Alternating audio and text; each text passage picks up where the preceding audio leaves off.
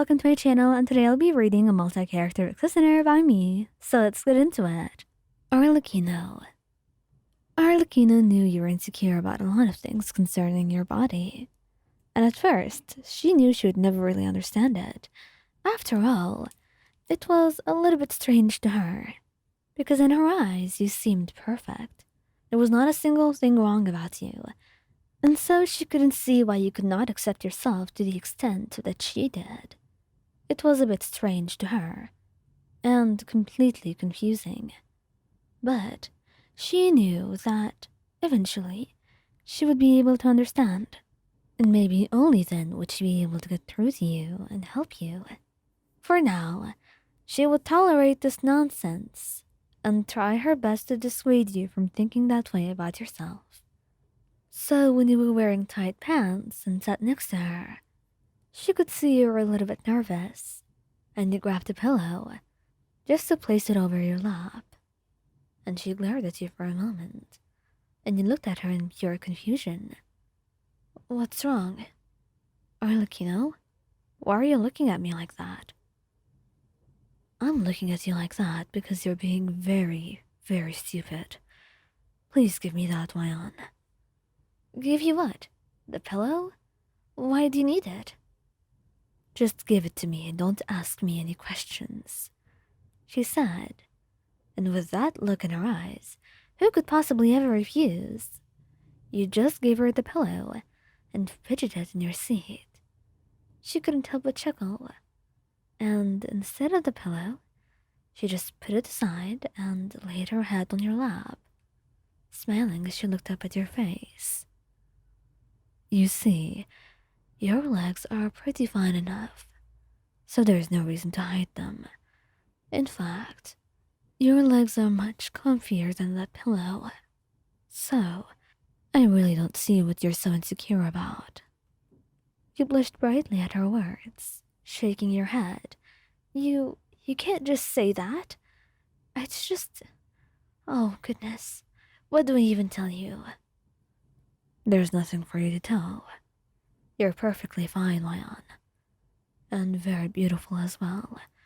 You know I'm not one for flattery, so take my words as I say them, and do not question them at all, she said, closing her eyes and letting out a soft sigh. You blushed brightly, but nodded, because, again, how could you possibly ever say no to her of all people? Right, well, if you say so, I totally trust you in your opinion. As you should. You know, I'm much more rational than you are, so it makes sense that you should trust me and not the other way around, she said, and you couldn't help but chuckle, nodding. I suppose you're right, you mumbled, running your fingers through her hair, and she smiled at that. A little smile, almost unnoticeable to anyone else, but not to you, because to you it was so easy to read every little bit of her expressions. And now, you could only just look at her and wonder, and feel blessed to be able to have someone as beautiful and strong as her, and someone as confident as she was in you and your abilities, and also your physique. Neuvillette. Neuvillette was not someone who knew how to read people easily. People were a mystery to him, and you could never figure them out. But you weren't just people. You were the love of his life, so naturally, he would want to know more about you, and he would do his best, even if it was incredibly difficult to figure you out sometimes. It didn't mean that you would stop trying. But sometimes you could sense some things. Even if you didn't know the root of them, he would know that something was wrong, and you just had to figure out why. Just like now, for example, something that he had seen you do many times. The way that you would put your hands on your legs when you sat, as if trying to hide them. The way you wouldn't want him to look at you, and you would do your best to wear oversized things. And sometimes, when things were not oversized enough, you would hide yourself with anything, and right now, it was a pillow that you had grabbed, just to hide your thighs as you sat. And it took him a while to know that you were just simply insecure about them. However, it saddened him greatly, because they were a good aspect about your body. Your body was wonderful to him, not that he cared so much about bodies. He was a dragon after all, so appearances were not really all that important to him. But he could not deny that you looked very beautiful. And so, he would never want you to see yourself as something less than that. Moyan, darling, may I ask you something? Of course. Ask ahead. You didn't know he was looking at you like that, but you felt nervous.